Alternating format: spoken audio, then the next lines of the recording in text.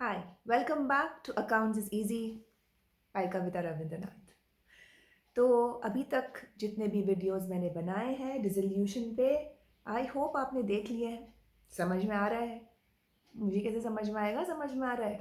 Please write in the comment section as to how you are finding it. और कुछ explanation चाहिए या कुछ समझ में नहीं आया है तो भी पूछिए। It's the only way, it's otherwise YouTube becomes a one way communication. Comments के ऑप्शन है, प्लीज़ उसको यूज़ करिए and communicate with me so that I also can connect with you, okay, understand what you feeling and do not forget to share and subscribe to my channel. Thank you. तो आज हम क्या करने वाले हैं? आज हम आगे बढ़ेंगे। In the last video, we have done journal entries for step 1. Step 1 meaning we have closed all the assets and liabilities, distributed the undistributed profits and reserves and losses. ये हम कर चुके हैं।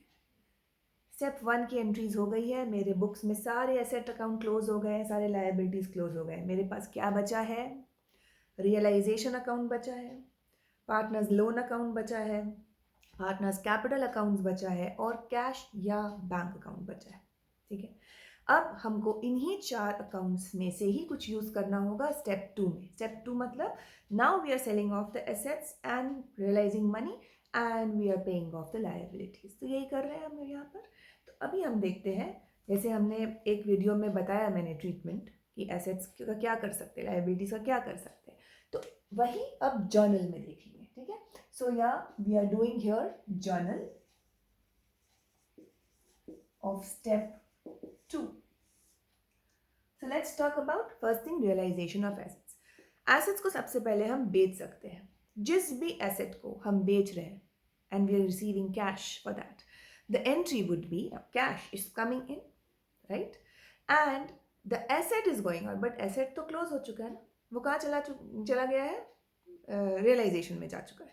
तो कैश तो आएगा, कैश अकाउंट मेरे पास है, लेकिन क्रेडिट हम करेंगे रियलाइजेशन को, क्योंकि रियलाइजेशन को क्रेडिट हम इसलिए करें क्योंकि जो भी मेरे पास आ रहा है, पैसा आ रहा है, and whatever it's coming back to me, it's all again to me at this point, so I am crediting to the realisation account, right?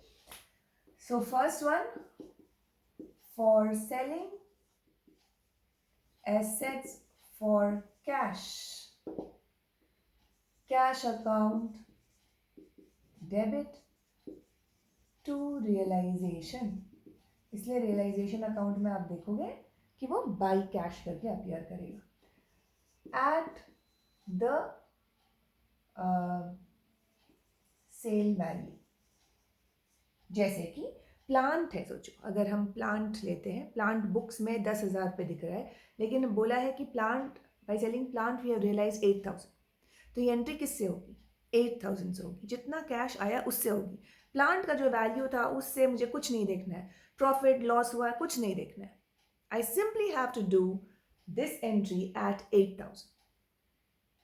Alright, so this is what you need to keep in mind. First वाले step में मुझे कोई फर्क नहीं पड़ता कि ultimately क्या हो रहा है, प्लांट बेच रहे हैं, पार्टनर ले रहा है, प्रॉफिट पे जा रहा है, लॉस पे जा रहा है।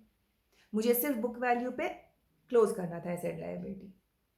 सिमिलरली स्टेप 2 में फर्क नहीं पड़ता है कि स्टेप 1 में बुक वैल्यू क्या था, नहीं था, जितना पैसा मिल रहा है उसको रिकॉर्ड करेंगे। Okay, so this is 1 when we have sold the asset for cash. Number 2, when partner takes over an asset। तो पार्टनर भी ले सकता है, हमने डिस्कस किया था ये, और जिस भी वैल्यू पे अग्री करेगा पार्टनर उस वैल्यू से हम ये एंट्री पास करेंगे। Meaning suppose the partner agrees to take over furniture, तो फर्नीचर है, बुक वैल्यू है 50,000, but the partner says okay I will take this at 35,000। सो 35,000 से उसको हम चार्ज करेंगे इसको। 50,000 मेरे पास फर्नीचर का book value, doesn't make a difference. Okay, so the partner has agree to take over the asset at 35,000, so I will mark it at 35,000। So partner है, कैश तो आ नहीं रहा है, लेकिन पार्टनर्स कैपिटल अकाउंट को debit करेंगे। क्यों डेबिट कर रहे हैं partner capital? Reduces his capital. जब firm end of the dissolution process उसको पैसा देगा, ये इतना पैसा नहीं देगा पार्टनर को। क्यों? क्योंकि उतने का फर्नीचर ले चुका है partner. to realization. Okay, at agreed value. ये important है, ये समझ लो, इसमें कोई गड़बड़ नहीं होनी चाहिए. So here this is at the sale value for the cash part, and for the partner it is at the agreed value. Then we had said third चीज़ ये हो सकता है कि asset को हम एक लायबिलिटी को सेटल करने के लिए दे दिए. तो उसका मैंने बताया था कि कोई एंट्री नहीं होता है. So up to the agreed value and the mutual consideration, तब तक वहाँ का कोई एंट्री नहीं होगा.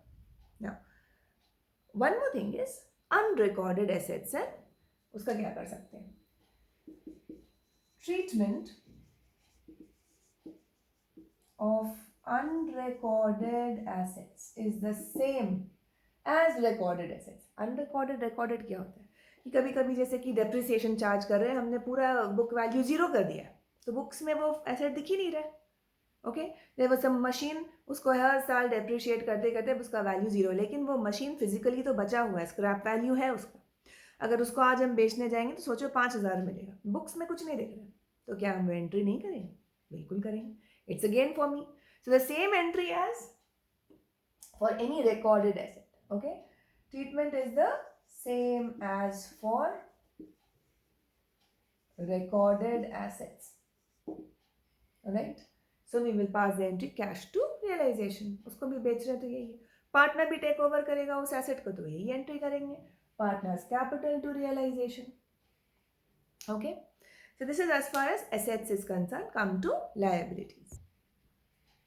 अब जब लायबिलिटीज पे करनी है, या तो फर्म कैश पे करेगी, तो उसमें क्या एंट्री होगा? When liability is paid in cash. तो जैसे कि हमारे क्रेडिटर्स हैं, bills payable, these are all liabilities, I have to pay them. So if I'm paying them cash, realisation account debit. अब जब पेमेंट पे आ रहे हैं तो सब debit side realisation account debit to cash. Cash is going out. Cash का simple हिसाब है, जब कैश आता है कैश अकाउंट डेबिट करते हैं, जब कैश जाता है कैश अकाउंट क्रेडिट करते हैं. ठीक है, ये रूल है. तो ये आ गया तुम्हारा realisation account debit to cash account. This is the actual amount paid. कभी भी जितना पेमेंट हो रहा है उसी से एंट्री होगा. सपोज बिल्स पेएबल थे 25,000 की बिल्स पेएबल है, लेकिन हमें सपोज कुछ डिस्काउंट मिल गया, रिबेट मिल गया, हम जल्दी पे कर दे रहे हैं, तो सोचो 5% का डिस्काउंट मिल गया, तो हम कितना पे करें? 25,000 लेस 5% ऑफ 25,000, ये पे करेंगे हम. सो इस पे ये एंट्री उस डिस्काउंटेड वैल्यू से होगी, 25,000 पे नहीं होगी. So here we are talking about this. Okay, at the amount actually paid. Okay, second option is when the partner agrees to settle it. Partner is agreeing to settle it. बहुत ध्यान से समझो. Partner बोल रहा है कि ये firm का लायबिलिटी है and he is going to pay it. He is going to pay it on the behalf of firm. ऐसा नहीं है कि अपने पर्सनल पॉकेट से पेमेंट कर रहा है. फर्म का liability, why should he pay? So unless otherwise mentioned, partner agreed to pay his wife's loan, partner agreed to settle creditors, जो भी है उसको वो पैसा वापस देना पड़ेगा. The firm has to pay back this amount to the partner because partner is paying on behalf of the firm. Alright? So this we have to keep in mind. तो वो एंट्री अगेन रियलाइजेशन की तो debit में जाएगा ही. All payments realisation account debit to whatever the partner, whoever is the partner, जिस partner ने agree किया है उसके कैपिटल अकाउंट को क्रेडिट करो, बिकॉज अब वो लायबिलिटी पे कर रहा है, उसको ये पैसा वापस मिलेगा along with what ever capital he has already invested, plus हो जाएगा ये अमाउंट और उसको फर्म को पूरा पैसा देना पड़ेगा. This is again at the agreed value. और अगर कुछ नहीं दिया हुआ रहता है, ये अग्रीड वैल्यू तभी बोल रहे हैं जब सम में कुछ बोला है कि बुक वैल्यू से अलग कुछ अग्रीड वैल्यू है, अदरवाइज हम बुक वैल्यू पे एंट्री पास करेंगे, राइट। तो अगर बोल रहे हैं कि mister Alok, one of the partner, he is agreeing to pay one of the creditors, वो क्रेडिटर्स का वैल्यू है 20,000, तो 20,000 पे करेगा, वो 20,000 फॉर्म उसको दे देगा, right. So this is the entry for those things. Now coming to other liabilities. अच्छा, मैंने क्या बोला?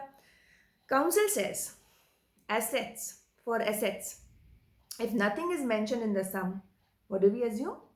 That tangible assets have realized at the book value and intangible assets have realized nothing. तो यही हमको फॉलो करना है।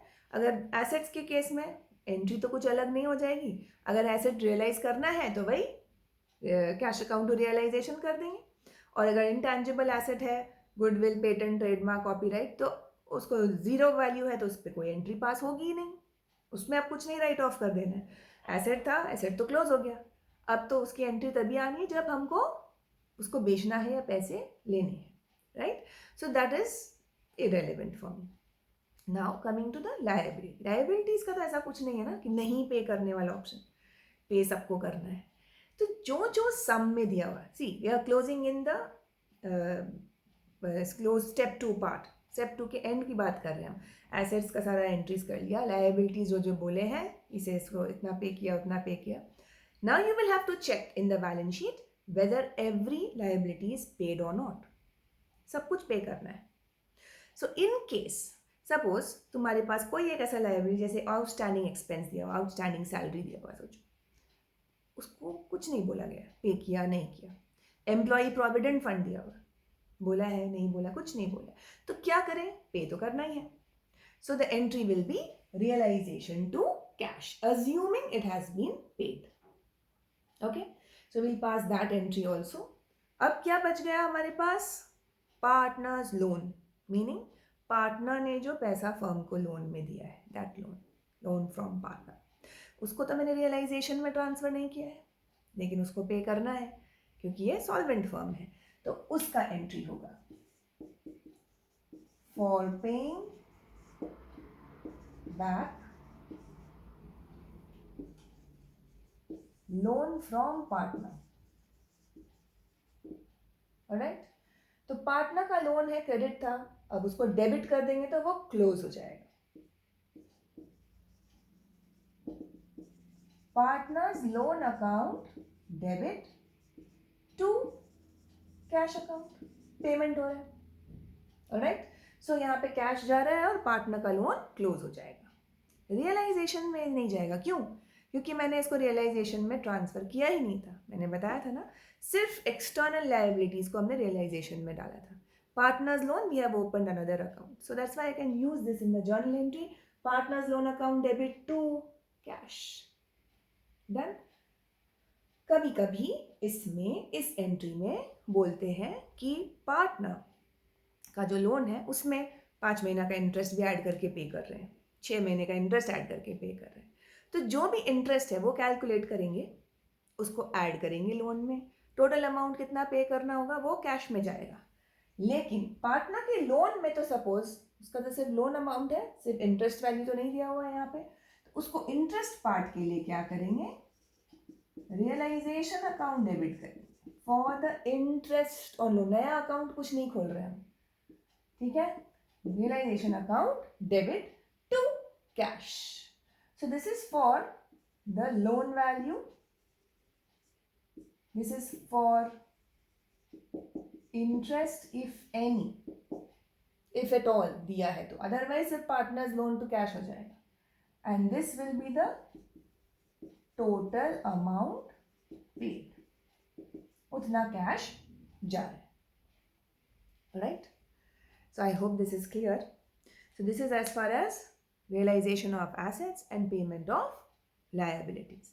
तो आज के लिए इतना लर्न कर लो, अभी तक ये जर्नल भी हो गया, हमने लेजर भी थोड़ा बहुत समझ लिया है। अब क्या करेंगे? एक आध स्पेशल ट्रीटमेंट करेंगे, जैसे realisation expenses, workman compensation reserve, उसको क्या करते हैं, डिफरेंट केसेस होते हैं उसमें, एक वीडियो उस पर बना देंगे, उसके बाद पूरा सम करेंगे एकदम। तो एकदम रेडी हो जाना है। अगर पहले के वीडियोस नहीं देखे, please watch all the videos very carefully. I just try to give you whatever is required. कुछ एक्स्ट्रा नहीं है, कुछ नहीं है जो बहुत डिफ़िकल्ट है, और जो था डिफ़िकल्ट उसको भी मैंने ईजी बना के कोशिश किया है आपको डिलीवर करने का। So please make an effort, write some comments, show some love. All right. Thank you. Keep watching Accounts is Easy. Till the next video. Bye bye.